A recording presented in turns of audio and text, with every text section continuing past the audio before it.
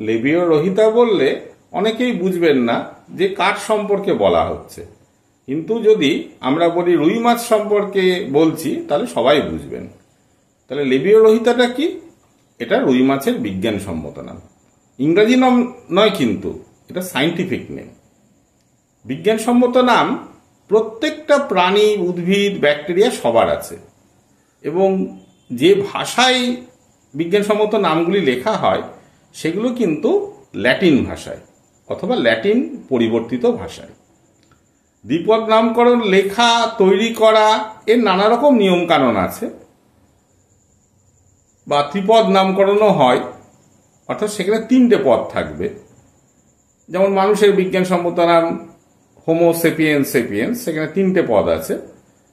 তাহলে এই দ্বিপদ নামকরণ বা ত্রিপদ নামকরণ বা বিজ্ঞানসম্মত নামকরণের নানা নিয়ম কানুন আছে, লেখারও নানা রকম নিয়ম কানুন আছে। সেগুলি আমরা আলোচনার মধ্যে আনছি না। প্রথম যেটা আমরা বলবো সেটা হচ্ছে যে দ্বিপদ নামকরণ বা ত্রিপদ নামকরণ, এই বিজ্ঞানসম্মত নামকরণগুলি কেন করা হবে, প্রয়োজনটা কি? প্রয়োজন অনেক আছে, তার মধ্যে খুব সহজ প্রয়োজন একটি বা খুব সাধারণ প্রয়োজন, যে সারা পৃথিবীর মানুষ এক নামে তাকে চিনবে। এই রুই মাছ এর বিভিন্ন দেশে বিভিন্ন নামকরণ আছে, এমনকি ভারতের সব রাজ্যে নিশ্চয়ই সবাই বাঙালিদের মতো রুই মাছ বলে না।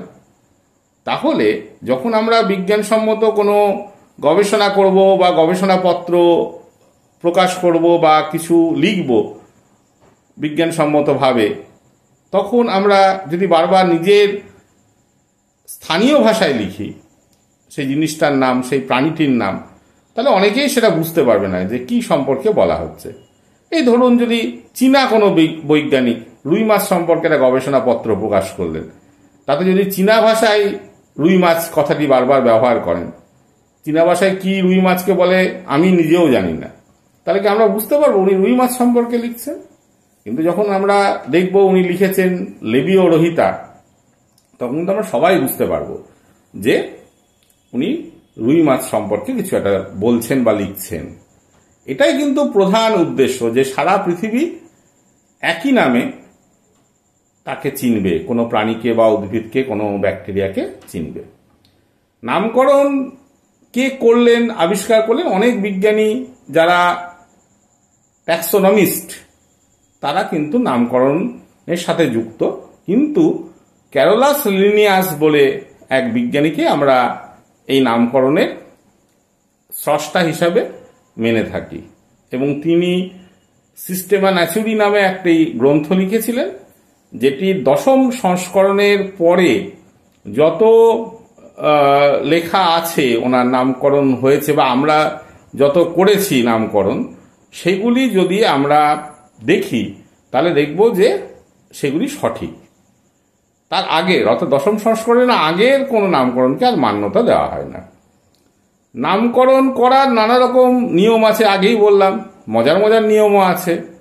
তার মধ্যে একটা দুটো বলি, যেগুলি বেশ শুনতে ভালো লাগবে। যে নামকরণের ক্ষেত্রে আমরা প্রথম বললাম ল্যাটিন ভাষায় লিখব। এরকম ল্যাটিন ভাষায় কেন? তার কারণ এইটি মোটামুটি খুব একটা কথ্য ভাষা নয়, ফলে এই ভাষা অনেকেই বলে ডেড ল্যাঙ্গুয়েজ, কিন্তু এই ভাষার খুব একটা পরিবর্তন হচ্ছে না, অর্থাৎ আগামী দিনে এই ভাষা চেঞ্জ হয়ে যাবে না, ফলে নামকরণগুলো আর চেঞ্জ করার দরকার হবে না। এটাই মূলত ল্যাটিন বা ল্যাটিন পরিবর্তিত ভাষায় লেখার কারণ।